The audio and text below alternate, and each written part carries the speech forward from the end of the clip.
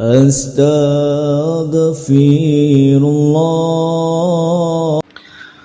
Bismillah wassalatu wassalamu ala rasulillah wa ala alihi wa sahbihi wa mawalah wa la hawla wa la quwata illa billahi wa ba'du.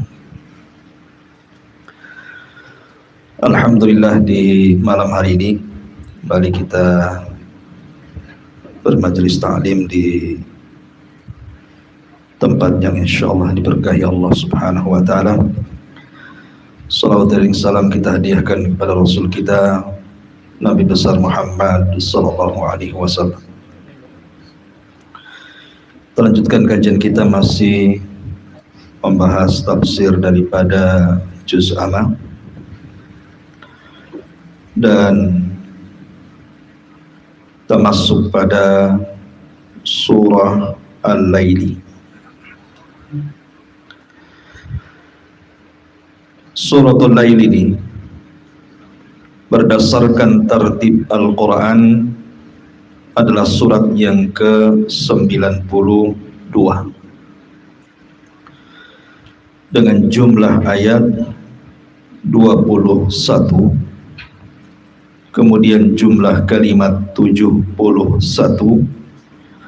dan jumlah huruf 312. Dan surat ini adalah surat Makkiyah. Ma'asyiral muslimin yang dimuliakan Allah Subhanahu wa taala, surat Lail ini secara umum menggambarkan kepada kita tentang kondisi dakwah Nabi sallallahu alaihi wasallam di kota Mekah. Dan kita tahu Nabi sallallahu alaihi wasallam diutus itu di tengah kegelapan tauhid, kegelapan keyakinan dan juga akhlak.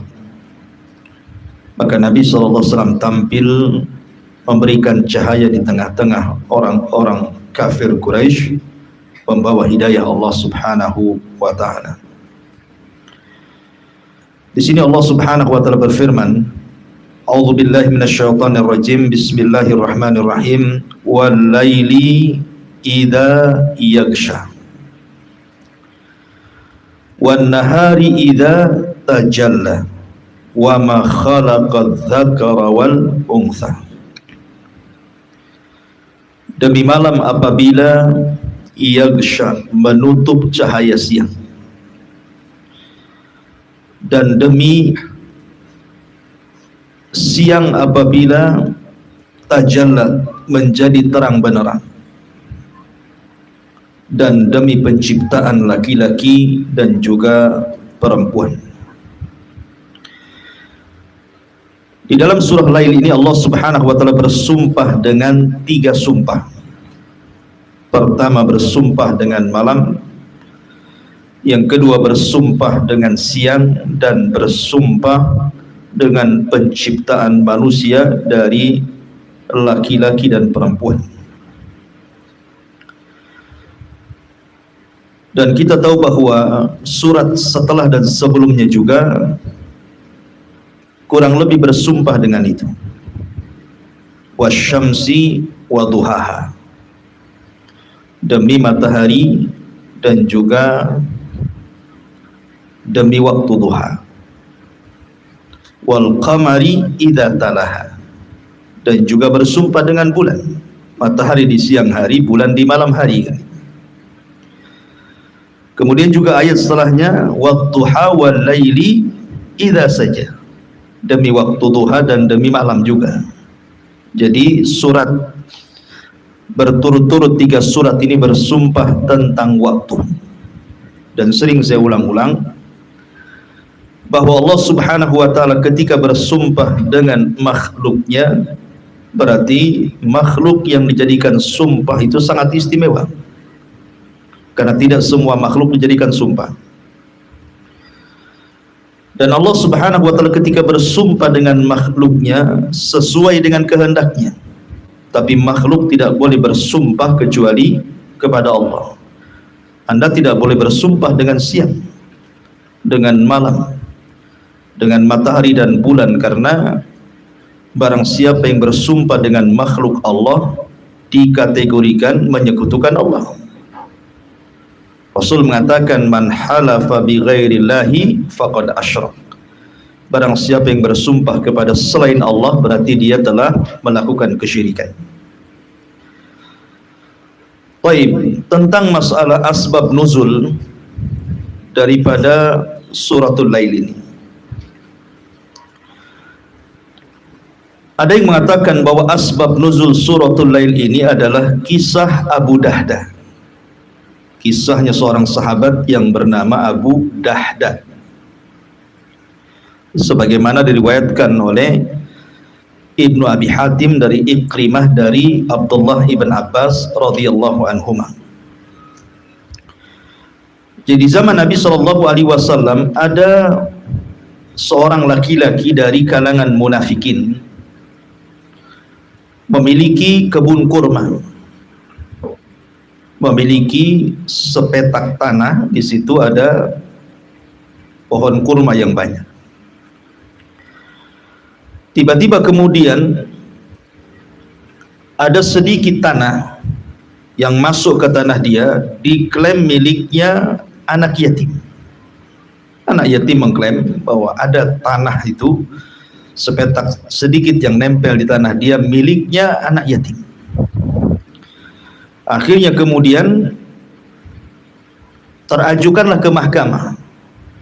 Rupanya anak yatim itu kalah dan tanah itu milik orang munafik. Maka ketika itu terdengarlah oleh Abu Dahdah al-Ansari radhiyallahu anhu. Kemudian dia ingin menggantikan tanah itu.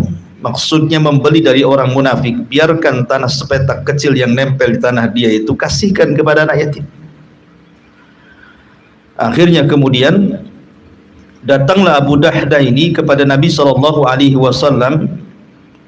kemudian merundingkan, bagaimana kalau seandainya aku beli sepetak tanah kecil itu untuk anak yatim. Dia mengatakan, ya Rasulullah, wahai Rasul, apakah saya harus membeli tanah itu dan engkau janjikan kepadaku satu petak tanah di surga? Maka Nabi SAW mengatakan, na'am, ya, kalau engkau membelikannya maka aku akan berdoa Allah akan berikan kau sepetak tanah di surga.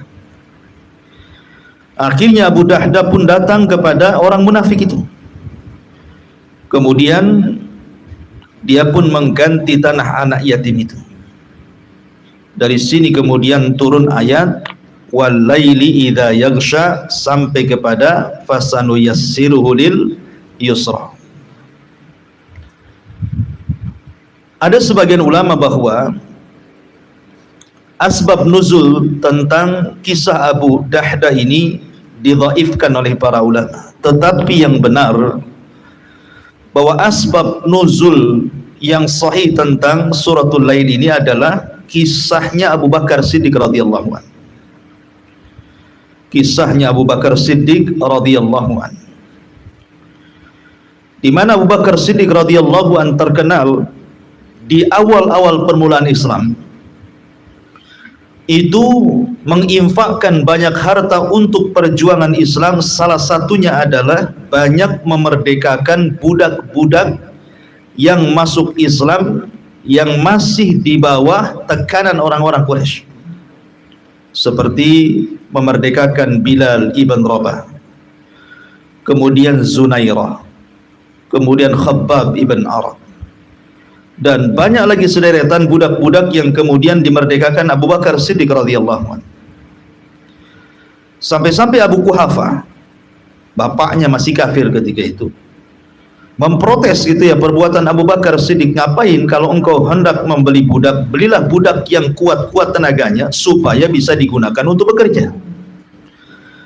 Kok membeli budak yang lemah-lemah untuk apa? Maka kemudian Abu Bakar menjawab pernyataan ayahnya dan mengatakan, a'taqtuhum liwajhillah. Wahai bapakku, aku memerdekakan mereka itu untuk lillahi ta'ala, karena Allah subhanahu wa ta'ala. Dari sinilah Allah Subhanahu wa taala turunkan ayat wasayujannabuhal atqa alladhi yu'ti ma lahu yatazakka wa ma li ahadin 'indahu min ni'matin tujza illa ibtigha'a wajhi rabbihil a'la wa la sawfa yarda.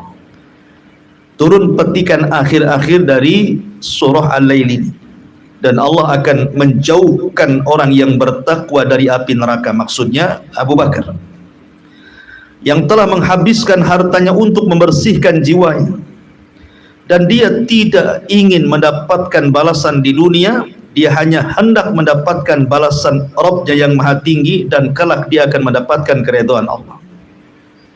Inilah asbab nuzul yang dikuatkan para ulama, bahwa asbab nuzul suratul Lail ini adalah kepada Abu Bakar As-Siddiq radhiyallahu anhu. Akan tetapi bagaimanapun kaidah Quran, sering saya ulang, al-ibratu bi umumi lafdila bi khususi sabab. Bahwa ibrah, pelajaran dalam Al-Quran itu bukan sebab khususnya surat ini turun kepada siapa, tetapi umum lafaz daripada Al-Quran itu mencakup siapapun yang tersifati dalam ayat-ayat dalam surat ini. Siapapun masuk, kalau memiliki sifat-sifat, baik sifat baik atau sifat buruk yang terdapat dalam suratul Lail. Baik, kita masuk pada tafsirnya. Disebut suratul Lail karena memang di permulaannya Allah bersumpah dengan lail, wal laili idza yaghsha. Makanya suratnya disebut surah Lail. Sering Allah memberikan Al-Quran diberikan nama surat itu dengan permulaan surat biasanya, seperti surat Duha karena ada lafaz wadduha, surah Asy-Syamsi karena ada lafaz wasyamsi wadduhaha. Termasuk di sini juga bahwa disebut suratul Lail karena memang di permulaannya ada sumpah Allah wal laili idza yaghsha, maka surat ini disebut suratul Lail. Ayat yang pertama di sini Allah Subhanahu wa taala bersumpah dengan malam, wal laili idza yaghsha wan nahari idza tajalla. Ketika Allah Subhanahu wa taala menyebut kalimat lail menggunakan fi'il mudhari, idza yaghsha, ghasyiya yaghsha. Tapi ketika Allah menyebut kalimat siang menggunakan fi'lul madhi, wal laili idza yaghsha wan nahari idza tajalla, bukan yatajalla. Apa hikmahnya? Kenapa ketika Allah menyebut kalimat lail menggunakan fi'il mudhari yaghsha, datangnya malam itu menutup semua siang sehingga datang kegelapan. Tapi sebaliknya ketika datang siang juga kemudian datang terang benderang yang menyingkap malam. Kita tahu bahwa fi'il mudhari itu sifatnya lebih umum dibandingkan fi'il madhi, karena malam itu lebih luas dibandingkan siang. Malam itu lebih luas dibandingkan siang. Mungkin kalau dibuat persen itu, gelap itu 99%, terang itu cuma 1% saja. Jadi alam semesta ini dengan berbagai macam galaksinya itu lebih ke gelap dibandingkan ke terang. Karena terang itu hanya ada di bumi saja kan itu, dengan adanya sinar matahari. Karena alam semesta ini lebih banyak gelapnya dibandingkan siangnya, dibandingkan terangnya maksudnya. Terang itu hanya di bumi saja. Dan di sini menunjukkan bahwa kegelapan itu sering diistilahkan dengan kejahatan. Kegelapan itu sering diistilahkan dengan kemaksiatan. Makanya ketika Allah mengatakan wal laili idza yaghsha, diisyaratkan bahwa kejahatan sebelum diutusnya Nabi SAW, kesyirikan dan berbagai macam maksiat selain daripada syirik itu menyeluruh di dunia, sebagaimana menyeluruhnya gelap di alam semesta. Maka datang Nabi SAW, yukhrijuhum minadh-dhulumati ilan nur, mengeluarkan mereka dari kegelapan menuju cahaya. Dan ketika cahaya itu lebih sedikit dibandingkan gelap, menunjukkan bahwa kemaksiatan itu lebih banyak dibandingkan ketaatan. Nabi SAW harus menghadapi berbagai macam kemungkaran, mulai dari kesyirikan sampai kemaksiatan, ada semuanya. Datangnya Rasul SAW membawa cahaya kepada umat, dan Allah sebutkan dalam sumpah, wal laili idza yaghsha wan nahari idza tajalla. Tapi dalam surah Duha justru dibalikkan, wadduha wal laili idza saja. Kenapa dalam surah Duha Allah Subhanahu wa taala mendahulukan siang dibandingkan malam? Tapi dalam suratul Lail Allah dahulukan malam dibandingkan siang, kan gitu ya. Maka para ulama mengatakan bahwa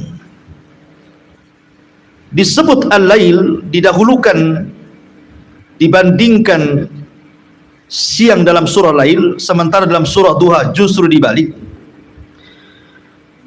Para ulama mengatakan lima kana al-muqsim alaihi huna sa'yul insan wa ghalibuhul ma'asi. Karena muqsam alaihi yang dijadikan sumpah, ketika Allah Subhanahu wa taala menyebutkan sumpah, wal laili idza yaghsha wan nahari idza tajalla wa ma khalaqadz dzakara wal untha, maka muqsamnya yang dijadikan sumpahnya adalah inna sya'yakum lasyatta, menceritakan tentang usaha manusia yang berbeda-beda. Ada manusia itu yang berjalan di jalan Allah, ada manusia itu yang berjalan di jalan syaitan. Dan ghalibnya umumnya gitu ya, manusia itu berjalan di atas jalan syaitan umumnya, dibandingkan berjalan di jalan Allah Subhanahu wa taala. Umumnya manusia itu cenderung melakukan kemaksiatan dibandingkan ketaatan. Makanya didahulukan malam baru kemudian siang. Berbeda dalam surah Ad-Duha, Allah dahulukan siang baru malam, karena dalam surah Duha itu yang dijadikan muqsam alaihnya, itu yang dijadikan sumpahnya adalah bicara tentang sejarah Nabi, dakwah Nabi, kelembutan Nabi. Makanya Allah Subhanahu wa taala mendahulukan siang baru kemudian malam. Intinya bahwa di sini Allah Subhanahu wa taala bersumpah dengan malam, kemudian bersumpah dengan siang.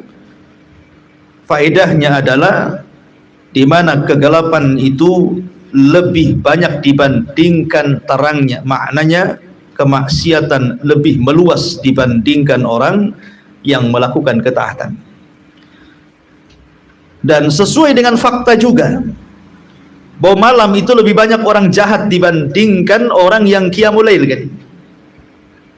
Makanya kenapa Allah Subhanahu wa taala berfirman dalam surah Muawwidhataini, qul a'udzu birabbil falaq, salah satunya adalah min syarri ghasiqin idza waqab. Kita disuruh untuk berlindung dari ghasiq. Ghasiq itu artinya malam hari. Kenapa kita disuruh berlindung dari malam hari? Karena kejahatan di malam hari itu menguat. Semua ada. Tukang sihir beraksi di malam hari, para perampok juga banyak beraksi di malam hari, ahli maksiat juga yang minum khamr, yang berzina, yang menghabiskan waktunya untuk hawa nafsunya, kebanyakan di malam hari. Karena memang kegelapan itu ataupun maksiat itu lebih banyak dibandingkan ketaatan.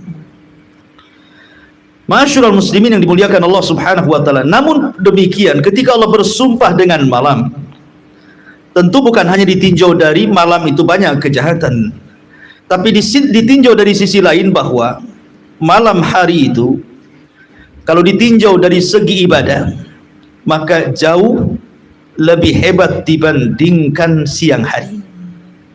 Kenapa? Satu, ibadah di malam hari itu umumnya lebih mendekati keikhlasan dibandingkan ibadah di siang hari. Oh, ria sama siapa malam-malam? Gak ada orang nonton. Antum sholat malam, siapa yang nonton antum? Kecuali antum live pakai Facebook, ya. Tapi umumnya ibadah di malam hari itu mendekati kepada ikhlas. Ini satu. Makanya kalau kita lihat, ketika saya bercerita kepada antum kisah Husain ibn Ali ibn Husain ibn Abi Talib atau dikenal dengan Zainul Abidin, ketika dia difitnah bahwa dia seorang yang bakhil, padahal keturunan Husain, cucu Nabi SAW. Orang kaya kok bakhil katanya. Rupanya setelah meninggal barulah kemudian orang-orang tahu bahwa dia orang yang paling dermawan di kota Mekah. Karena kebiasaan Zainul Abidin ini rahimahullahu ta'ala, kalau berinfak itu di malam hari. Dia membawa gandum, kemudian meletakkan di pintu-pintu fuqara'ul Madinah, orang-orang fakir kota Madinah, tanpa sepengetahuan mereka. Pokoknya selalunya Zainul Abidin meletakkan gandum di depan pintu mereka, kemudian pergi. Keesokan harinya orang miskin membuka pintu, sudah ada gandum dan sudah dituliskan, ini infak untuk kamu dari hamba Allah. Dan beliau tahu kapan habisnya gandum itu. Jadi kalau sudah habis, datang lagi, naruh lagi gandum di situ. Tidak ada yang tahu kecuali Allah Subhanahu wa ta'ala. Tapi setelah meninggal dunia, tidak ada gandum lagi di rumah-rumah fuqara'ul Madinah. Kemudian mendapatkan kabar dari orang yang memandikan jenazah Zainul Abidin bahwa terdapat kapalan di pundaknya karena suka mengusung gandum di pundaknya setiap kali hendak bersedekah. Dari sini Nabi SAW bersabda, sadaqatus sir tudfi'u ghadaba rabbi, bahwa sedekah yang diam-diam itu bisa memadamkan kemurkaan Allah. Dari sini malam itu bisa mendekatkan keikhlasan gitu ya. Kemudian yang kedua, bahwa ibadah di malam hari itu asyakku ala nafsi, butuh perjuangan, berhajat kepada perjuangan gitu ya. Beda kalau siang, karena malam hari itu terkadang cuaca dingin, malas bangun, ya kan? Ngantuk berat, malas bangun.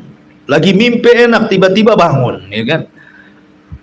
Jadi malam hari itu perlu mujahadah, perlu adanya kesungguhan. Tentu ketika orang berlebih dalam kesungguhan, akan berlebih dalam pahala ya. Kemudian yang ketiga, ibadah di malam hari itu mazid tadabburin wa tafahumin, ada penambahan tadabbur dan juga pemahaman. Di malam hari itu orang untuk merenung itu lebih khusyuk dibandingkan di siang hari. Di malam hari itu orang mudah menangis. Makanya Nabi SAW pernah menangis dari ba'da isya sampai fajar. Ketika kemudian keesokan harinya berjumpa dengan Bilal ibn Rabah, mempertanyakan, karena bagaimanapun kalau orang nangis selama itu kan belebam itu ya matanya, kan nampak gitu bekas nangis gitu ya. Maka Rasul mengatakan ketika ditanya, wa mayubkika ya Rasulullah, apa yang membuat anda menangis wahai Rasul? Kata Nabi SAW, semalam turun ayat kepadaku, wailun liman qara'aha wa lam yatadabbaraha, celaka bagi orang yang membacanya tapi tidak mau merenungkannya. Kemudian Rasul membaca, inna fi khalqis samawati wal ar wa ikhtilafil laili wan nahar ila akhiril ayat. Kemudian yang nomor 4, malam hari itu adalah tempat turunnya rahmat, tempat turunnya maghfirah, tempat istijabatul doa. Jadi tempat turun rahmat, tempat turun ampunan, dan tempat di mana doa-doa akan diijabah Allah Subhanahu wa taala. Nabi SAW bersabda, yanzilu rabbuna ila sama'i dunya fi kulli thuluthil lailil akhir wa dzalika kulla lailatin. Fa yaqulu Allahu azza wa jalla, man yad'uni fa astajibana wa man yastaghfiruni fa aghfiralah wa man yas'aluni fa'utiyah. Allah turun di sepertiga malam akhir, dan itu setiap malam. Kemudian Allah akan memanggil hamba-hambanya, siapa yang berdoa ku kabulkan, siapa yang minta ampun ku ampuni, siapa yang meminta sesuatu ku kabulkan permintaannya. Kemudian yang nomor 5, ibadah di malam hari itu tempat diangkatnya derajat manusia.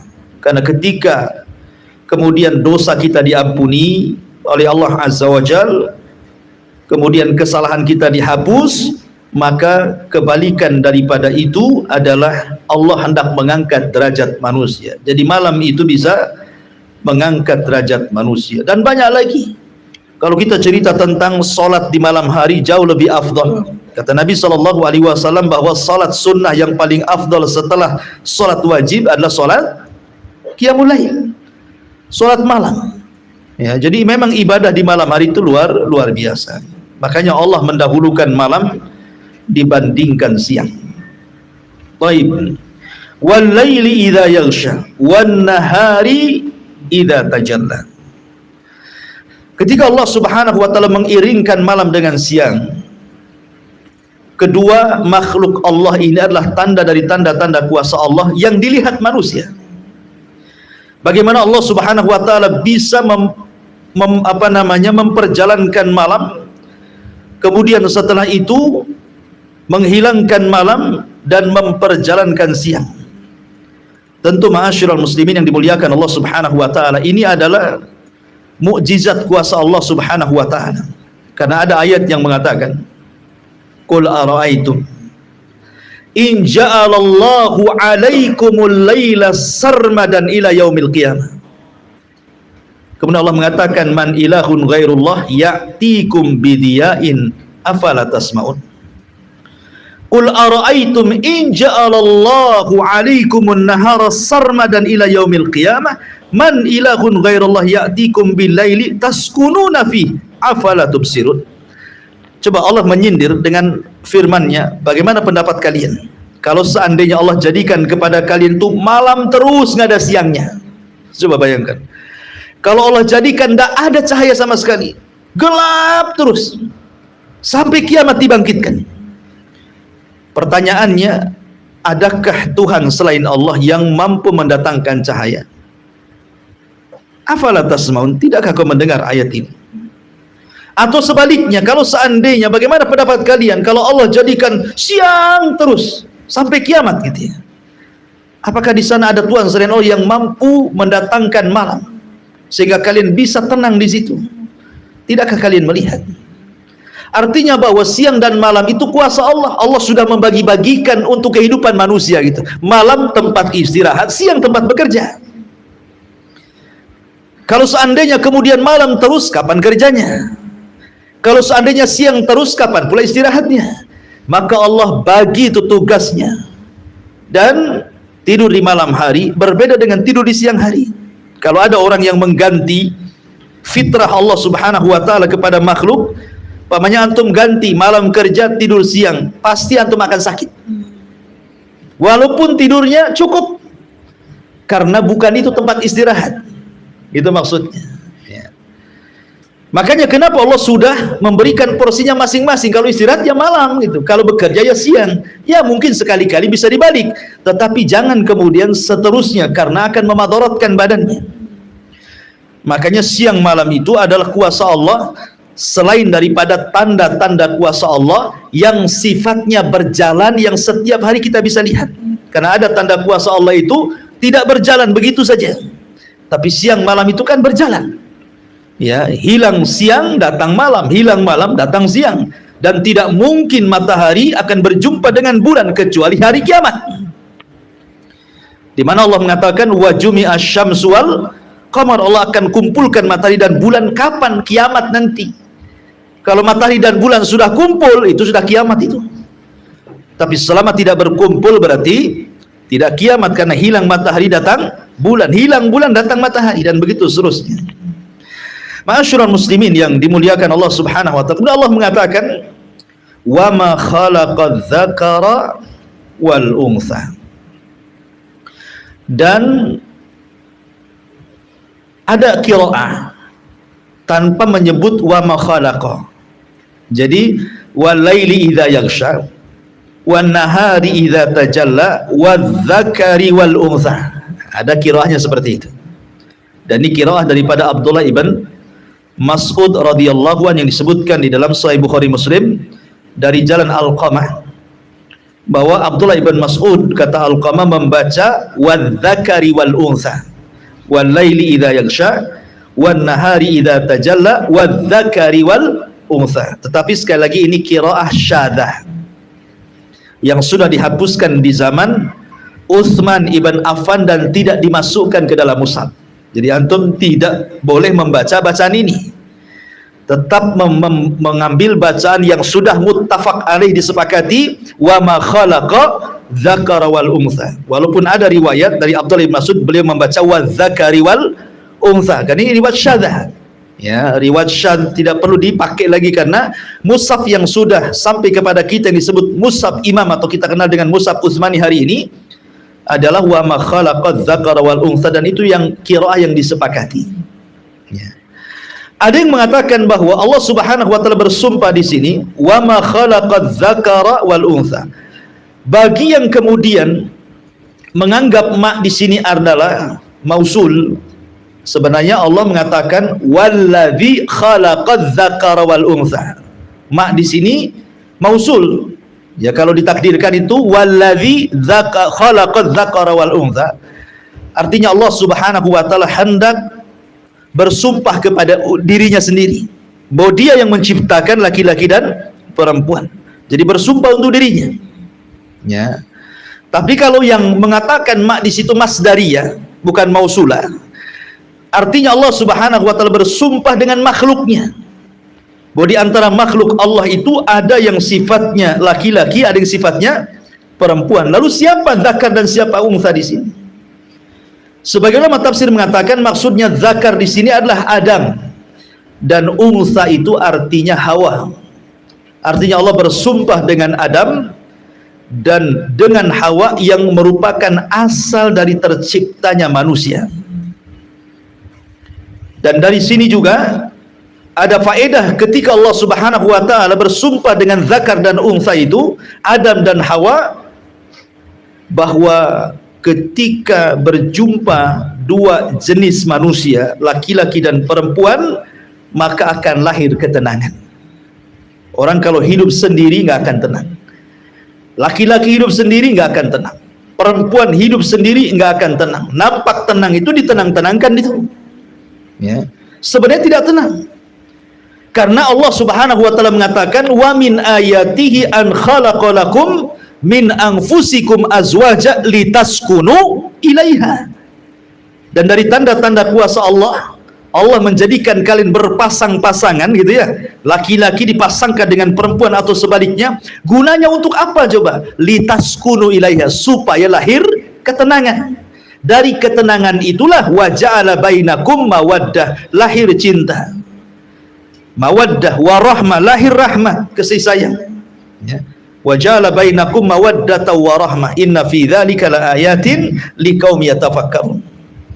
Dan dari sini juga lahir faedah tentang seorang laki-laki itu harus memiliki kesabaran kepada perempuan.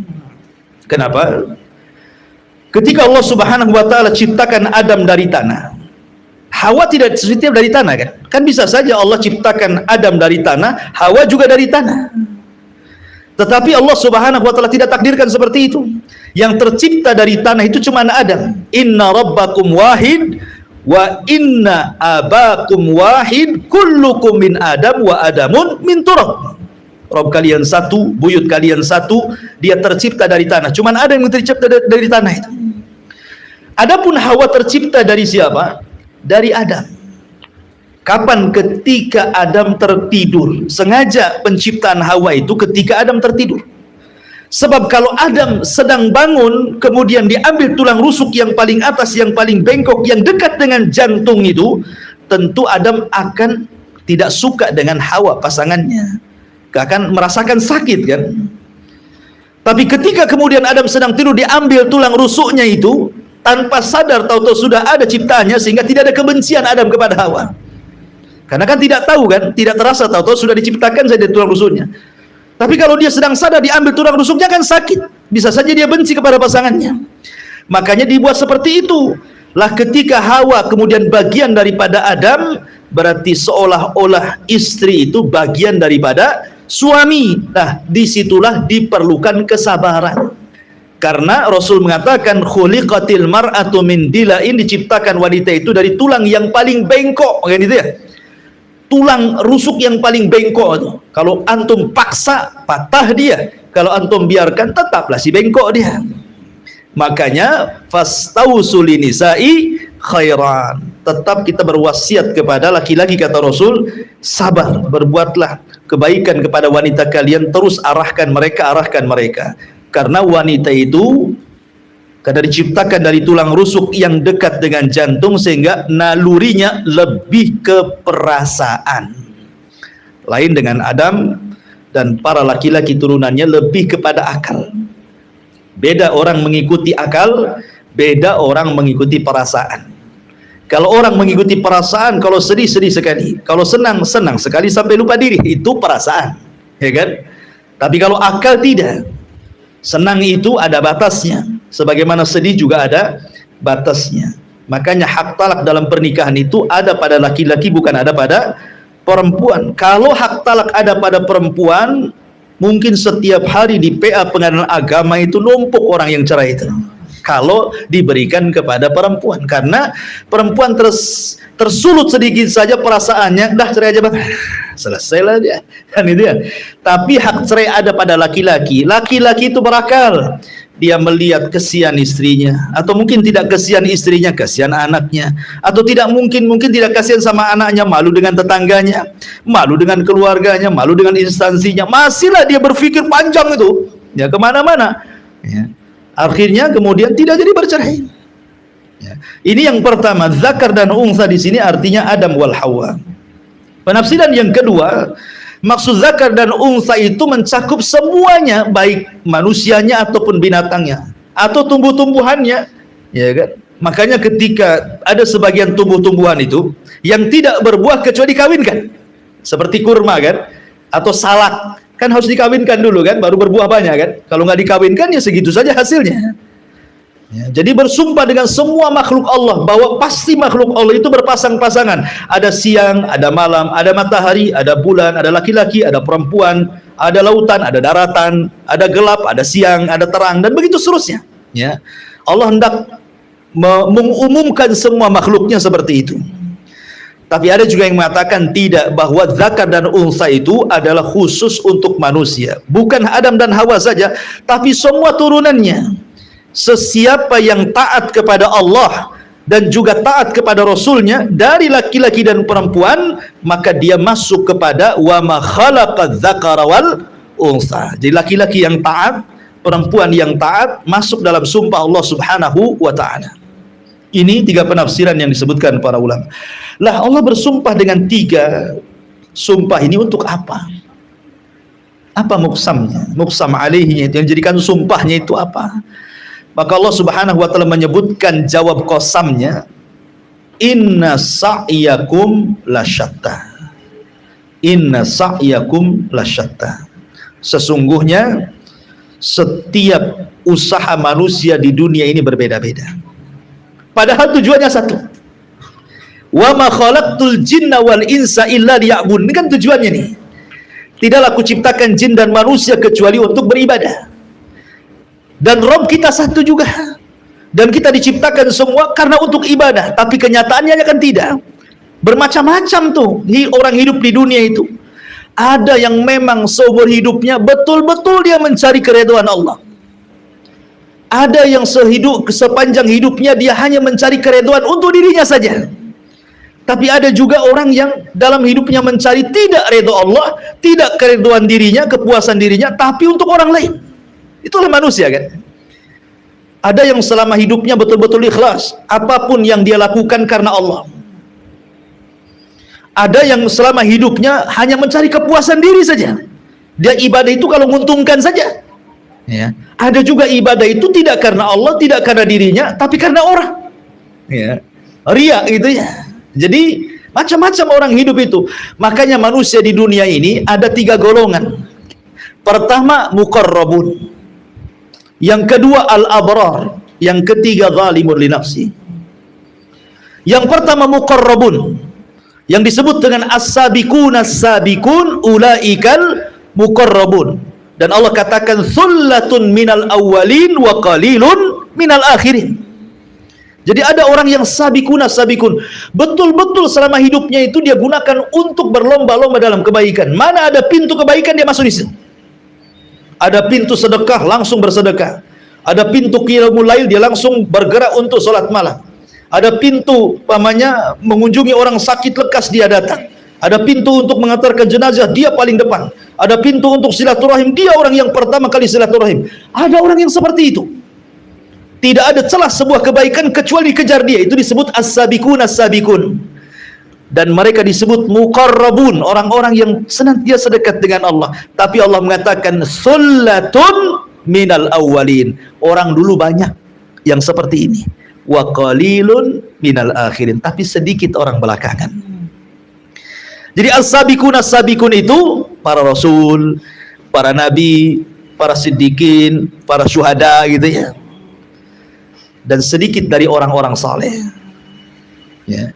Ma'asyiral muslimin yang dimuliakan Allah Subhanahu wa taala. Yang kedua disebut abrar. Yang Allah Subhanahu wa taala katakan dalam surah Al-Infitar, innal abrara lafi na'im. Sesungguhnya orang-orang abrar itu di dalam kenikmatan. Siapa abrar? Tingkatan kedua. Abrar itu diambil dari kata bir. Bir itu artinya hisalu jami'il khair. Semua sifat yang ada kebaikan di situ disebut albir. Makanya ada namanya birrul walidain, berbuat baik kepada orang tua. Kata Nabi SAW, alaikum bisidqi fa inna sidqa yahdi ilal bir. Wajib kalian jujur, karena jujur itu mengantar kepada albir, kebaikan. Ya.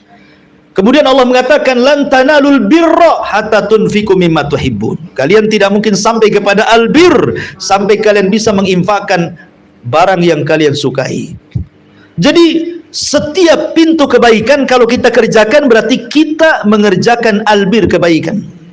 Tetapi abrar ini tidak ada ruh as-sabiqun as-sabiqun. Ya, mereka berbuat baik tapi tidak ada ruh berlomba-lomba. Yang penting berbuat baik, gitu maksudnya.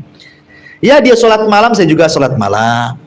Ya, dia juga sedekah, saya juga sedekah, gitu ya. Dia silaturahim, saya juga silaturahim. Tapi belum ada ruh as-sabiqun as-sabiqun itu, belum ada ruh berlomba-lomba ke sana. Tapi ya yang penting berbuat baik, gitu. Itu namanya abrar, tingkatan kedua, gitu ya. Tapi ada yang namanya zalimun li nafsi. Ya, ada muktasid tengah-tengah abrar yang disebut dengan ashabul yamin dalam Al-Quran itu.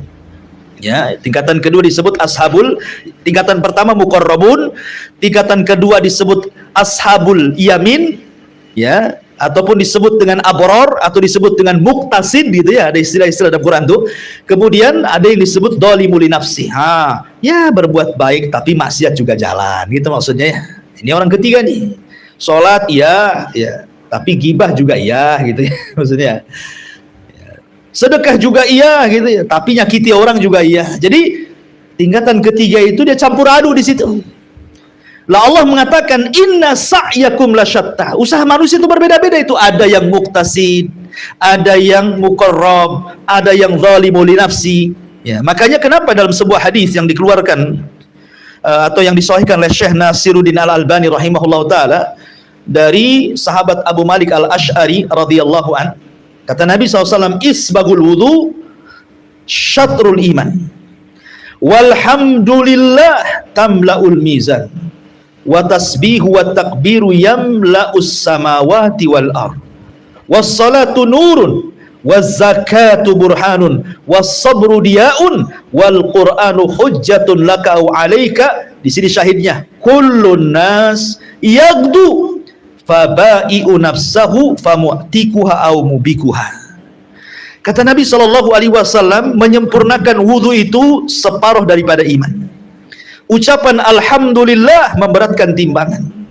Tasbih dan takbir itu pahalanya bisa memenuhi langit dan bumi. Solat itu cahaya, zakat itu bukti, kesabaran itu penerangan, dan Quran itu bisa jadi hujah kepada kita atau menjadi hujah kepada kita. Kemudian Rasul mengatakan kullun nas, setiap manusia yagdu, bepergian, fabai'un nafsa, maka ada yang menjual dirinya kepada Allah Subhanahu wa taala, betul-betul dia habiskan waktunya untuk Allah Subhanahu wa taala. Famu'tikuha, berarti dia memerdekakan dirinya dari siksa Allah dan api neraka. Tetapi juga au mubikuha, Ada juga manusia itu yang merusak dirinya sendiri, akhirnya mengingkari keridhaan Allah dan cenderung memilih neraka dibandingkan surga. Itulah manusia yang berjalan di permukaan bumi itu kan, ada yang cari surga, ada yang cari neraka gitu ya. Sudah tahu itu pintu neraka, masuk juga di situ. Sudah tahu pintu surga, tapi malas juga masuk di situ. Begitulah sifat manusia, karena surga itu dipagari dengan hal-hal yang tidak disukai, sementara neraka itu dipagari dengan hal-hal yang penuh dengan syahwat dan disukai manusia. Maka Allah mengatakan inna sya'yakum lasyatta. Kemudian Allah Subhanahu wa taala menjelaskan gambaran bahwa manusia itu macam-macam bentuknya. Seperti apa gambarannya? Allah mengatakan fa amma man a'ta wattaqa wa saddaqa bil husna fasanuyassiruhu lil yusra. Ini gambaran yang pertama. Gambaran yang kedua, wa amma man bakhila wastaghna wa kadzdzaba bil husna fasanuyassiruhu lil usra. Allah Subhanahu wa taala mengatakan, adapun orang-orang yang memberikan hartanya di jalan Allah, kemudian bertakwa membenarkan adanya pahala yang terbaik, maksudnya surga, maka kami kelak akan menyiapkan baginya jalan yang mudah. Adapun orang yang bakhil dan merasa dirinya cukup serta mendustakan pahala terbaik, maka kelak kami akan menyiapkan baginya jalan yang sukar, yang sulit. Perhatikan di sini, wa amman a'ta, barang siapa yang memberi. Kalimat a'ta, memberi, ini tidak mesti harta. Artinya yang punya harta, berikan dengan hartanya. Yang punya jabatan, gunakan dengan jabatannya. Pamannya dia menjadi pejabat di kota Batam ini. Kemudian dengan jabatannya, mumpung dia menjabat di situ, dia tolong masjid, ya kan? Dia tolong pesantren. Enggak usah bayar WTO lah pesantren ini. Itu dimudahkan, contohnya gitu ya. Ya.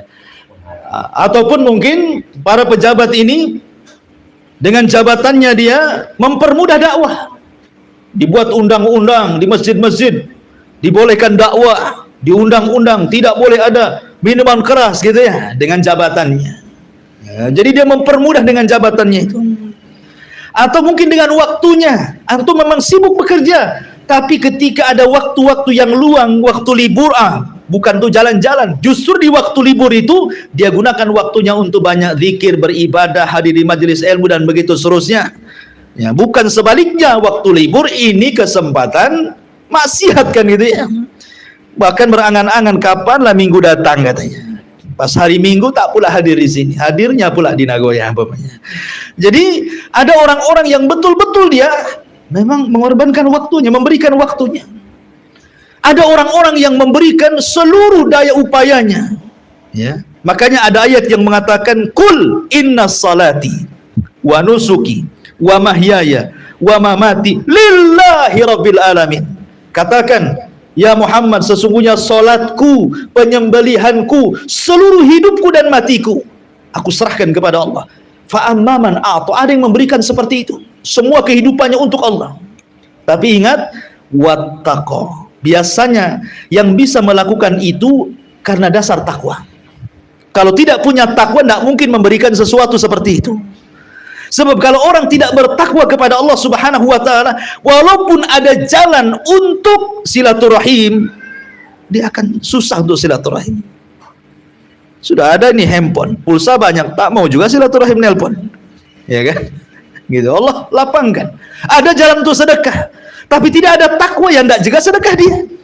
Ya.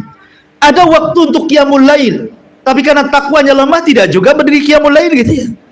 Jadi ada jalan-jalan itu yang sebenarnya kita bisa melakukannya, tapi kita tidak melakukannya. Sampai kepada hal-hal yang mudah untuk dilakukannya pun tidak dilakukannya. Antum jalan dari rumah ke sini, nampak ada batu, ini kalau orang kena batu ini bisa jatuh nih, motor bisa jatuh. Tak ada juga yang turun, kemudian ambil, sisihkanlah batu itu, sisihkan benda-benda yang menghalangi manusia. Itu kan perkara mudah sebenarnya. Ya. Jadi sampai kepada jalan-jalan yang mudah pun kalau tidak ada takwa itu, ya seperti itu. Contoh saya dengar ada kemarin tadi itu apa tuh, oli yang numpah di jalan gitu. Saya lihat ada video, ada satu polisi sedang nyiram-nyiram pakai pasir itu. Satu polisi ya. Seolah-olah itu tugas polisi. Bukan, itu tugas kita semua sebenarnya kan. Karena ini kalau orang lewat situ itu celaka itu. Bukti banyak orang jatuh kan. Tapi yang lewat-lewat nggak peduli. Itu sudah ada orang yang tugas gitu ya. Belum terbukti itu maksudnya karena tidak ada takwanya di situ. Makanya kalau Allah Subhanahu wa taala mengatakan fa amma man a'ta wattaqa. Kemudian wasaddaqa bil husna. Yang menguatkan a'ta itu adalah dua. Pertama takwa, yang kedua saddaqa bil husna. Apa sih saddaqa bil husna itu? Membenarkan bahwa perbuatannya itu akan dibalas berlipat ganda. Orang kalau yakin dia sedekah satu akan dilipat gandakan 700 kali lipat, saya yakin orang itu pasti bersedekah setiap hari. Karena dia ingat ada balasan. Ya kan? Sama lah kalau antum suruh bekerja, bos mengatakan, kamu kalau besok mau melembur, saya lipatkan gaji kamu 7 kali lipat. Oh, nggak pulang, nggak berani tuh. Ya. 2 hari tak pulang, tak apa bos katanya. Asal kelipatannya jelas. Gitu. Urusan dunia saja kita bisa seperti itu. Gitu ya. Artinya bahwa kalau dia membenarkan bahwa ada janji dari Allah, pasti dia akan a'ta. Ya. Kemudian juga ada yang mengatakan bahwa saddaqa bil husna. Husna di sini artinya sorga.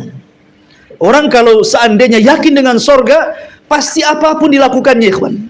Lihat para sahabat Nabi SAW, semua dilakukannya, jiwa melayang-melayanglah, yang penting sorga. Seperti yang dikatakan Amr bin Jamuh, ketika dia daftar untuk jadi perang Uhud, anaknya meminta Jabir kepada Rasul, janganlah, ayahku sudah tua, jalan pun tak bisa, masa kau izinkan untuk perang Uhud, wahai Rasulullah. Akhirnya Rasul mengatakan, wahai Amr ibn Jamuh, lihat, anakku tidak mengizinkan kamu. Tapi bapaknya ngotot dan mengatakan, ya Jabir, laulal jannah la athartuka iyyak. Kalau bukan karena sorga, saya siap digantikan posisi. Masalahnya sorga, saya tidak mau. Itu para sahabat, ya kan? Itulah berbeda dengan kita. Jelas-jelas sorga pun tetap saja tidak mau. Jelas-jelas neraka malah masuk pula di situ. Ya. Jadi di sini harus memang yakin. Ada juga husna di situ, artinya wasaddaqa bila ilaha illallah. Husna itu artinya la ilaha illallah, artinya tauhid. Ya. Orang kalau menghujam tauhid di dadanya, pasti apapun bisa dilakukannya. Kebaikan apapun pasti dilakukannya. Karena yang mendorong para sahabat terkenal bagaimana infaknya, keberaniannya, ibadahnya, zuhudnya, waraknya, itu karena tauhid yang melekat di dadanya. Makanya ayat ini turun kepada siapa? Abu Bakar. Abu Bakar itu sebenarnya tidak dikenal dengan infaknya. Abdurrahman bin Auf lebih besar infaknya. Tidak dikenal dengan syajaahnya. Khalid bin Walid dalam peperangan luar biasa, maka dijadikan jenderal di zaman Abu Bakar. Artinya kalau cerita sholat, Umar orangnya kan itu ya. Kalau cerita sedekah, Abdurrahman orangnya. Kalau cerita Quran, Ubay bin Ka'ab orangnya. Tapi kenapa Abu Bakar menjadi orang nomor 2 setelah Nabi SAW? Disebutkan bima waqara fi qalbihi, karena Abu Bakar punya keyakinan tauhid yang mantap dalam hatinya yang tidak dimiliki semua sahabat. Dia ketika datang kepada Rasul masuk Islam tidak ada keraguan. Semua sahabat masih ragu. Nengok dulu, betulkah dia Nabi? Semua sahabat tuh. Umar saja mau bunuh Nabi kan itu ya. Baru setelah dapat kebenaran kemudian dia bertobat masuk Islam. Tapi Abu Bakar tidak. Betul-betul hatinya mantap, tauhidnya mantap, datang kepada Rasul masuk Islam. Ditawari Islam saja langsung bersyahadat. Makanya wajah disebut as-siddiq. Ya kan? Wasaddaqa bila ilaha illallah. Makanya Abu Bakar orang yang paling a'ta memberi. Ketika Rasul berkumpul bersama para sahabatnya, kata Rasul, siapa yang hari ini mengunjungi orang sakit? Tidak ada yang berdiri kecuali Abu Bakar. Ya. Siapa di antara kalian yang hari ini mengurus jenazah? Tidak ada yang berdiri kecuali Abu Bakar. Siapa yang hari ini berpuasa? Tidak ada yang berdiri kecuali Abu Bakar. Siapa yang hari ini memberi makan fakir miskin? Tidak ada yang berdiri kecuali Abu Bakar. Subhanallah. Ya. Maka kata Nabi SAW, siapa yang memiliki 4 hisal dalam satu hari, dia mengunjungi orang sakit, dia memberi makan fakir miskin, dia mengantar jenazah, dia berpuasa, wajabat lahul jannah, maka wajib dia masuk surga katanya. Ya. Makanya ketika Rasul menyebutkan jumlah pintu surga, Abu Bakar bertanya, apakah aku bisa masuk dari semua pintu itu wahai Rasul? Kata Rasul, ya, aku berharap engkau masuk dari semua pintu, karena semua kebaikan kau lakukan. Itu karena saddaqa bila ilaha illallah. Tapi sebaliknya, wa amman bakhil. Siapa yang bakhil? Bakhil ini sifat yang paling buruk yang ada pada manusia. Makanya kalau antum punya anak perempuan, jangan dikawinkan sama orang bakhil. Walaupun dia sholat malam, walaupun dia ahli puasa, walaupun dia sedekah. Kalau sedekah itu lawan bakhil ya. Bagus dia.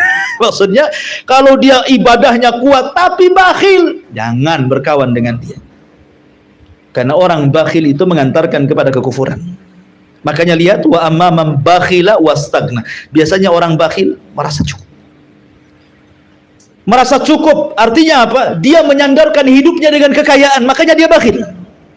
Ya kan? Dia merasa kekayaannya bisa mengekalkan dirinya. Makanya Allah mengatakan jama'a amalan wa addada yahsabu anna malahu akhlada. Oh, itu orang bakhil tuh. Ya. Orang yang ngumpul-ngumpulkan harta pasti dihitung-hitung tuh. Kalau sudah dihitung-hitung pasti merasa dia kekal dengan hartanya. Karena istagna, merasa cukup dengan hartanya.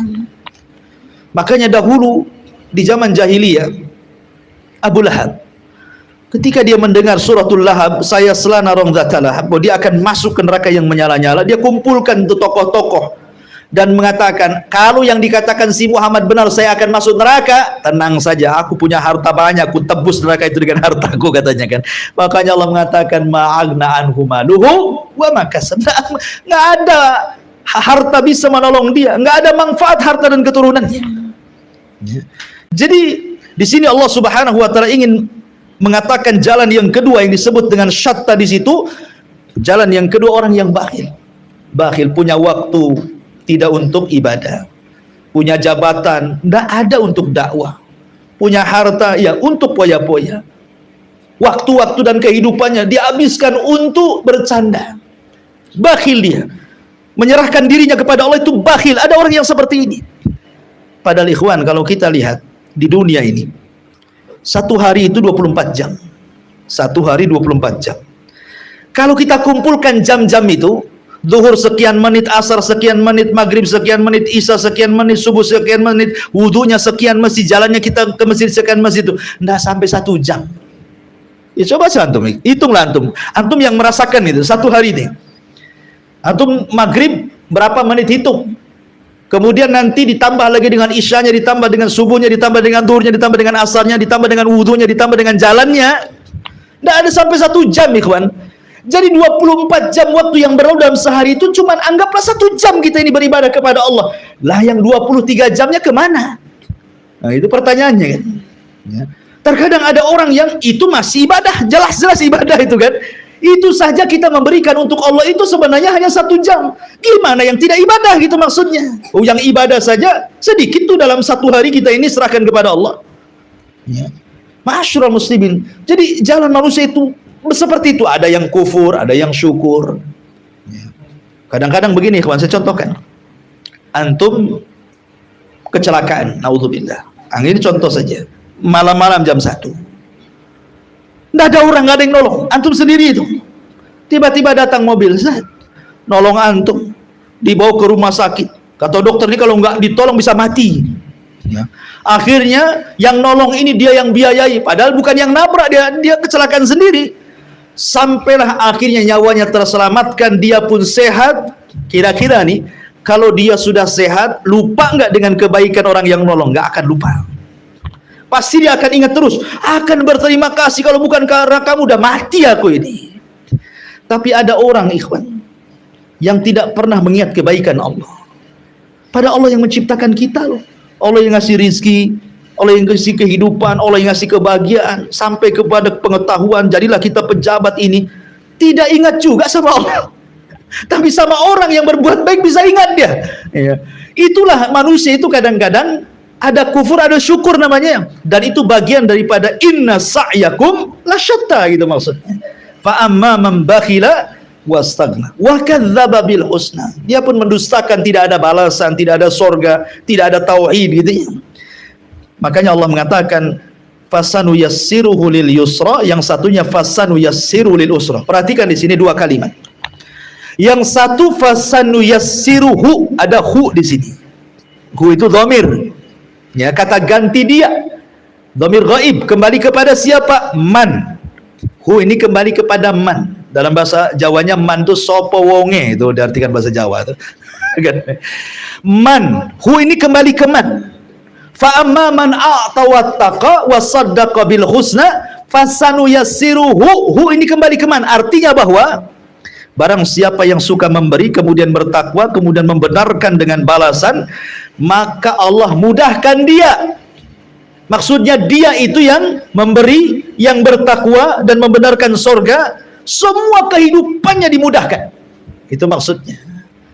Allah tidak mengatakan fasanu yassiru lil yusra. Tidak. Tetapi fasanu yassiru. Ada hu-nya di sini ya. Kepada orang itu Allah akan berikan semua kemudahan bagi dia. Setiap datang kesulitan, datang kemudahan. Hidupnya akan mudah, hidupnya akan tenang, hidupnya akan senang, dan begitu seterusnya. Kalau orang suka memberi, bertakwa, membenarkan surga, hidupnya akan tenang, senang, mudah. Gitu maksudnya. Tapi sebaliknya, orang yang bakhil, merasa cukup, mendustakan akhirat, hidup dia usra, sulit terus. Gak pernah senang, walaupun kaya, walaupun jabatannya tinggi, walaupun hartanya melimpah, kok ada saja masalah. Anaknya kena narkoba, istrinya selingkuh, masalah ini masalah itu, di perusahaannya masalah, di instansinya masalah, ada saja konflik. Pokoknya Allah buat sulit hidupnya. Ada juga yang menafsirkan bahwa kalimat fasanu yassiruhu lil yusra atau fasanu yassiru lil usra maksudnya begini, bahwa siapa yang memberi, bertakwa, membenarkan akhirat, maka Allah akan tutup kehidupannya dengan husnul khatimah. Makna fasanu yassiruhu itu maksudnya Allah akan tutup kehidupannya dengan husnul khatimah. Tapi siapa yang bakhil, merasa cukup dirinya, mendustakan akhiratnya, fasanu yassiru lil usra, artinya Allah akan tutup dengan su'ul khatimah, dengan buruk akhir kehidupannya. Maksudnya apa? Kalimat fasanu yassiruhu artinya Allah sudah mudahkan jalan dia untuk ibadah, maka Allah mudahkan lagi untuk melakukan ibadah yang lainnya. Dia sudah mudah sholat wajib 5 waktu, Allah mudahkan untuk sholat sunnah di siang hari. Ketika dia dimudahkan sholat sunnah di siang hari, dia bisalah melakukan sholat sunnah di malam hari. Ketika dia Allah mudahkan zakat, Allah mudahkan untuk bersedekah. Ketika dia mudahkan haji, Allah mudahkan dia umrah. Ketika dia mudahkan, Allah mudahkan puasa Ramadan, dia pun dimudahkan puasa Senin Kamis, Ayyamul Bid, kemudian puasa Daud, dan begitu seterusnya. Jadi ibadah melahirkan ibadah, ibadah melahirkan ibadah, sehingga karena ibadah satu melahirkan ibadah kedua melahirkan ibadah ketiga, dan seperti itu kehidupannya, maka dia akan ditutup dengan ibadah. Itu maksudnya. Tetapi kalau dia bakhil, merasa cukup, berdusta dengan akhirat, Allah sudah mudahkan melakukan maksiat, maka dari satu maksiat melahirkan maksiat yang lain, dari satu maksiat melahirkan maksiat yang lain, dari satu maksiat melahirkan maksiat yang lain, akhirnya Allah tutup dengan kemaksiatan hidupnya. Allah persulit dia ibadah, Allah mudahkan dia maksiat gitu. Makanya Allah mengatakan apa? Nuwallihi ma tawalla. Kami palingkan sesuai keinginan dia berpaling. Ya kan?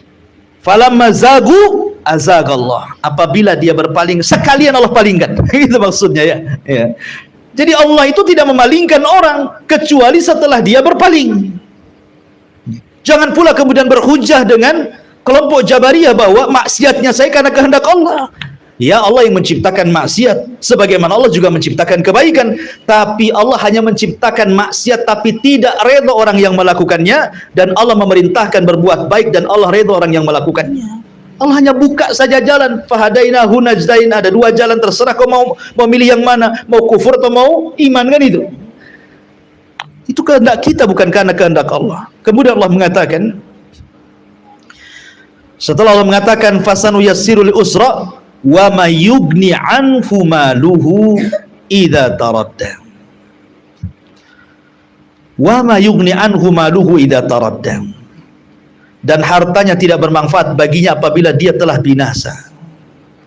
Inna alaina lal huda wa inna lana lal akhiratu wa inna lana lal akhiratu wal ula.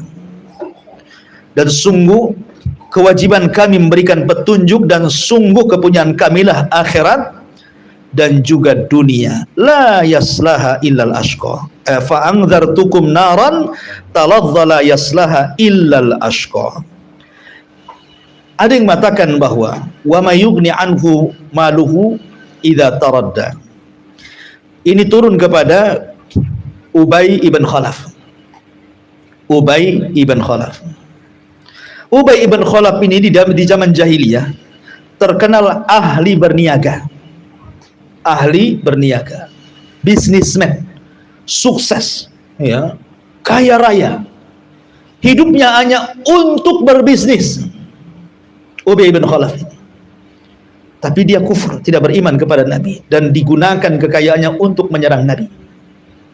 Makanya Rasul mengatakan, barang siapa yang meninggalkan sholat 5 waktu, maka mereka akan dikumpulkan bersama Qarun, bersama Harun, bersama Qarun, bersama Fir'aun, bersama Haman, dan bersama Ubay ibn Khalaf.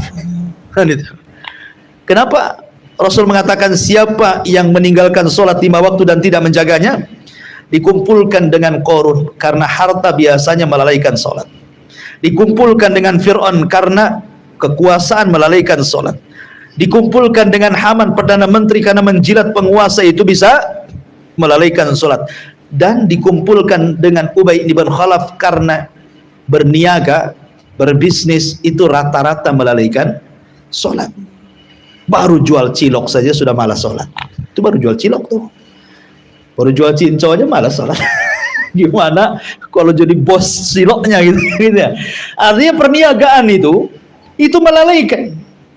Makanya Allah mengatakan, wa may yughni anhu maluhu idza taradda. Enggak ada manfaatnya loh harta itu kalau sudah binasa. Apa manfaatnya? Ini semakna dengan ayat ma aghna anni maliya halaka anni sultaniya. Duhai kiranya harta yang kubanggakan enggak ada manfaat kalau sudah masuk kuburan. Duhai kiranya jabatan yang tinggi yang aku banggakan di dunia enggak ada manfaat juga kalau aku sudah masuk kuburan, kata Allah. Umar bin Abdul Aziz ketika dia berziarah kubur, kemudian dia menangis di akhir-akhir hayatnya. Kemudian dia membaca ayat ini, ma agna anni maliya halaka anni sultaniya, sambil memandang kuburan. Duhai kiranya harta yang kubanggakan kalau aku masuk di situ tidak ada gunanya harta itu. Duhai kiranya kepemimpinan yang aku banggakan kalau aku masuk ke situ tidak akan ada gunanya, kata Umar bin Abdul Aziz. Ya. Ma'asyiral muslimin yang dimuliakan Allah Azza wa Jal, makanya ketika Rasul bertanya tentang harta apa? Maluka ma akalta fa'afnaita wa ma labista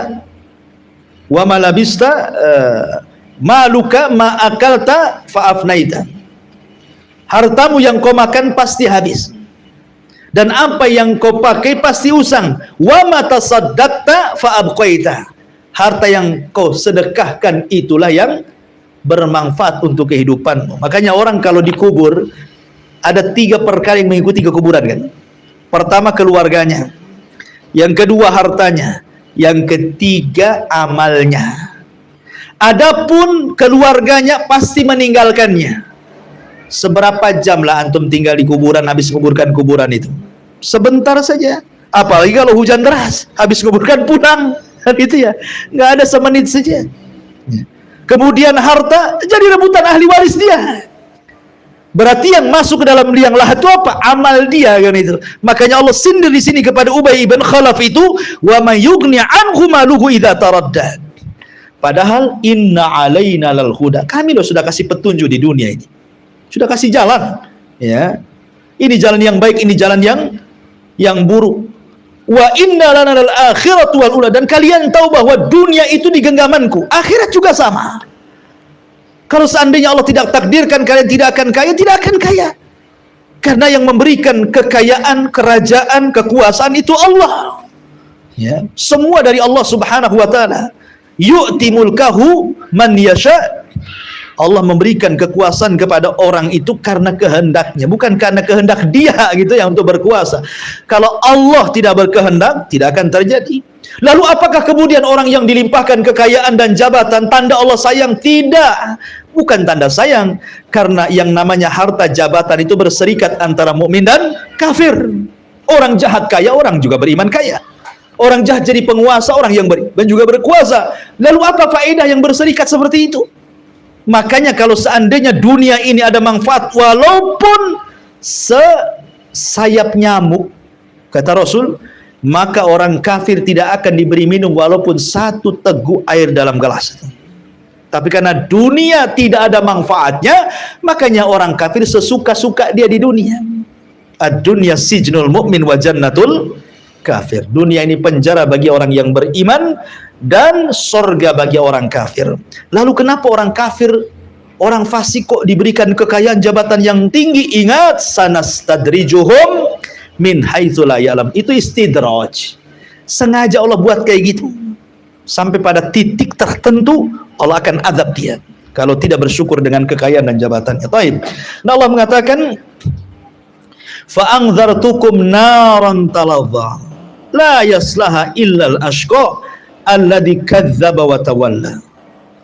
Aku peringatkan kalian dengan neraka yang menyala-nyala. Aku peringatkan kalian dengan neraka yang menyala-nyala. Tidak ada yang masuk ke dalamnya kecuali orang yang paling celaka. Siapa orang yang paling celaka? Alladzi kadzdzaba wa tawalla. Orang yang mendustakan lagi berpaling dari ajaran Allah dan Rasulnya. Masyurul muslimin yang dimuliakan Allah Azza wa Jalla, Nabi pernah berkhutbah. Dalam sebuah khutbahnya beliau berteriak, fa anzartukum naran taladda. Peringatkan kalian dengan neraka yang menyala-nyala. Terkadang dakwah Rasul itu ada yang sifatnya targhib, ada yang sifatnya tarhib. Targhib itu ya menyenangkan orang. Ini loh, kalau kamu begini masuk surga, kalau kamu begitu masuk surga, kalau kamu begini dikasih nikmat banyak. Kadang-kadang ada sifatnya targhib supaya orang semangat gitu ya. Tapi terkadang juga perlu orang itu ditarhib, ditakut-takuti supaya jangan terlena. Makanya Rasul juga terkadang menakut-takuti, hati-hati ku peringatkan kau dengan neraka. Makanya di awal dakwah Rasul di Bukit Safa itu, ketika Nabi SAW berdiri di Bukit Safa, kata Rasul, percaya enggak kalau seandainya aku katakan ini orang kafir Quraisy belum tahu dia Nabi, hanya baru desak-resuk saja kabarnya. Rasul ingin meyakinkan kerabat-kerabat yang masih kafir dari kalangan Bani Hashim itu, apakah masih yakin bahwa dia itu Shadiqul Amin.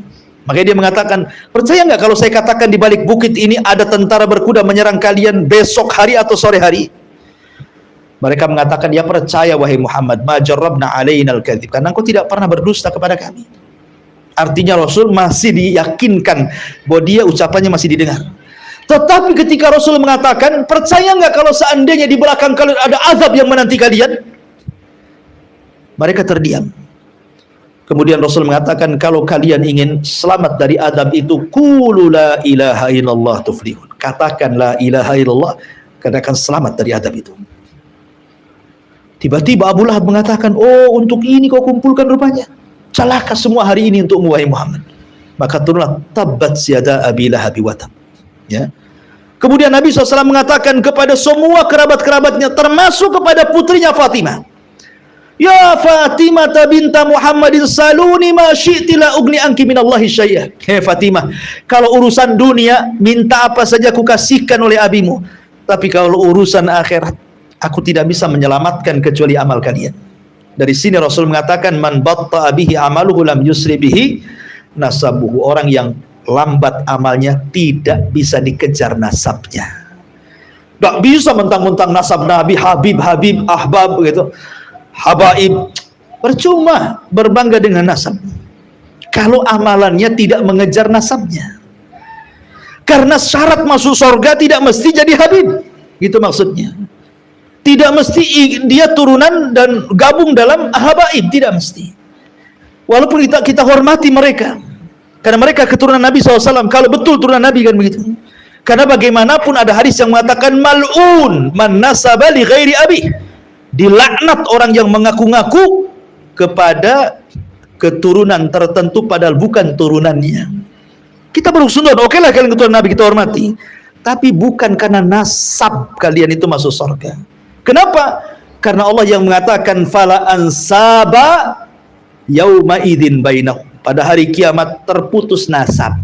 Enggak ada nasab pada hari kiamat itu. Oh ya Allah, saya kan masih kerabat dia. Kenapa kau sisihkan aku di sini? Tidak ada. Fala ansaba yauma idzin, fala ansaba bainahum yauma idzin. Tidak ada nasab pada hari itu.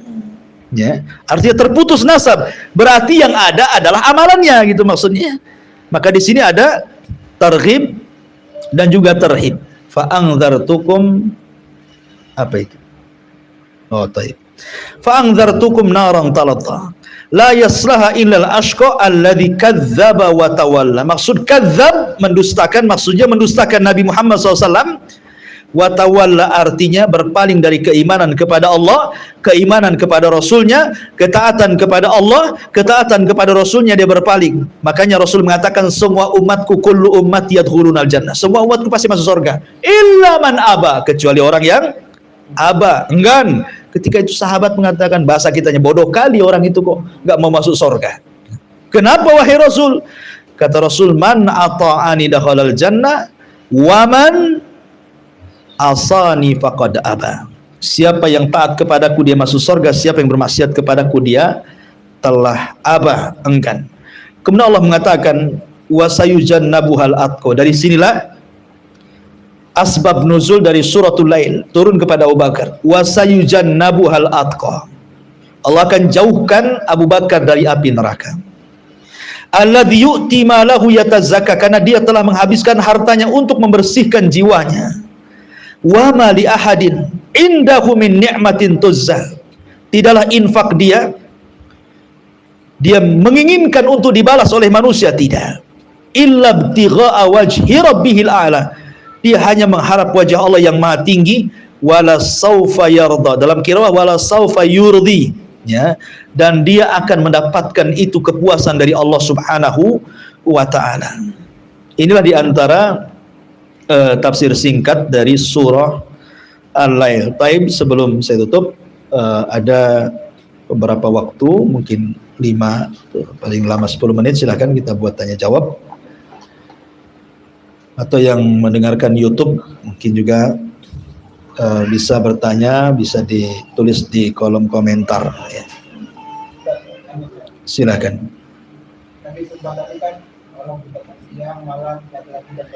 Taib. Bagaimana laki-laki yang ada sifat perempuan? Laki-laki yang punya sifat perempuan. Iya, alhamdulillah.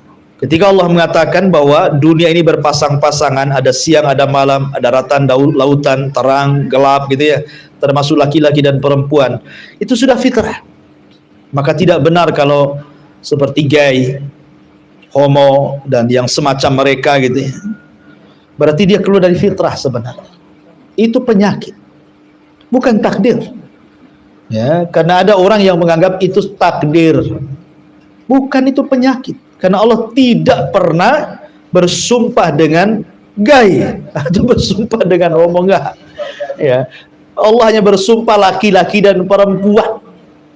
Ya, enggak bersumpah dengan kaum yang seperti itu. Bapak kita Adam saja sampai disandingkan dengan Hawa dan tidak diberi teman laki-laki. Hawa juga disandingkan dengan Adam dan tidak disandingkan dengan sama-sama perempuan. Baru terjadinya kisah homoseksual dan lesbi itu ketika di zaman Ibrahim. Tepatnya di zaman keponakannya Ibrahim, Lut alaihissalam, ketika diutus ke negeri Sodom. Disitulah terjadi peristiwa fahisyah yang belum pernah terjadi sebelumnya, di mana yang laki-laki suka laki-laki dan perempuan suka perempuan. Kenapa perempuan suka perempuan? Karena berawal laki-laki suka laki-laki awalnya. Jadi cerita Israiliyat, ya, ada seorang kaum Sodom yang punya kebun. Karena kan Sodom itu kan negeri yang damai, yang penghasilannya luar biasa. Bahkan buah-buahannya itu sampai diekspor keluar. Saking kayanya. Ya, kaya sekali Sodom itu. Tapi tidak bersyukur, kufur dengan Nabi Lut. Jadi suatu ketika terjadi paceklik hebat. Sehingga untuk ekspor keluar itu tidak mencukupi, untuk dalam negeri saja tidak cukup. Bagaimana akan diekspor keluar? Akhirnya kemudian banyaklah orang luar kelaparan. Akhirnya banyak orang yang mencuri, datang ke negeri Sodom untuk mencuri, jadi perampok. Maka setan datang ke salah satu tukang kebun negeri Sodom itu. Kamu kalau menangkap perampok dari luar negeri Sodom, kamu kasih hukuman saja, katanya. Hukumannya apa? Bayar sekian dinar, sekian uang, kemudian berzina dengan dia. Kalau kamu mencuri, maka kamu akan kusodok, bahasanya kan itu. Laki-laki dengan laki-laki kan. Itu mudah-mudahan untuk memberi rasa takut. Mereka itu tidak mau awalnya, hanya untuk nakut-nakuti. Cuman setan sudah mulai ngasih mukadimah supaya takut, maksudnya gitu ya. Rupanya setan yang kasih ide, setan pula yang kemudian memulai perkara fahisyah ini. Setan ini menjelma orang ganteng sekali, dia pula pencurinya. Sengaja ditangkap oleh tukang kebun itu. Ya, sebagaimana instruksi awal harus bayar sekian dan dia harus melakukan perbuatan homo gitu ya. Ya, karena memang ganteng orangnya. Terkadang kan laki-laki yang punya sifat kewanitaan itu kadang-kadang lebih cantik pula dari istri antum. Entah disuntik sana suntik ke sini, wah udah nggak bisa bedakan lagi itu cewek itu tuh perempuan datang. Pada laki-laki kelihatannya kalau suara aslinya keluar, oh itu baru tahu. Nah, setan yang memulai, akhirnya merasa lezat, akhirnya terus seperti itu dilakukan. Diajaklah anak-anaknya juga seperti itu, akhirnya saling mereka melakukan seperti itu. Tidak ada kesukaan kepada perempuan. Nah, berhasil setan ini. Nah, setannya untuk mengelabui perempuan, dia tasyakul lagi menjadi perempuan cantik sekali, ya kan? Kemudian menggoda salah satu dari perempuan orang Sodom. Kalau laki-laki, suami-suami kita bisa melakukan seperti itu, masa kita tidak? Ah, gitu ceritanya.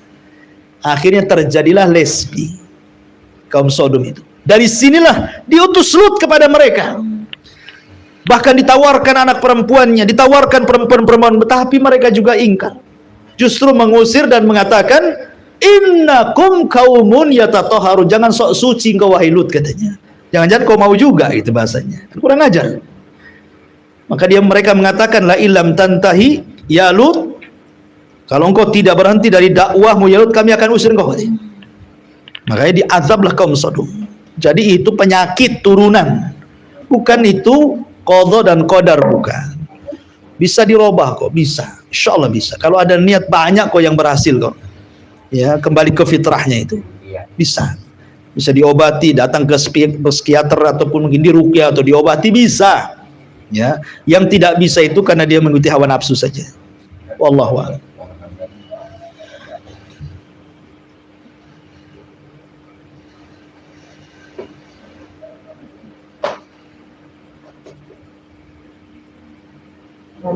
Baik. Kita cukup sampai di sini. Subhanakallahumma bihamdika asyhadu an la ilaha illa anta astaghfiruka wa atubu ilaik. Allahu ta'ala alam. Assalamualaikum warahmatullahi wabarakatuh.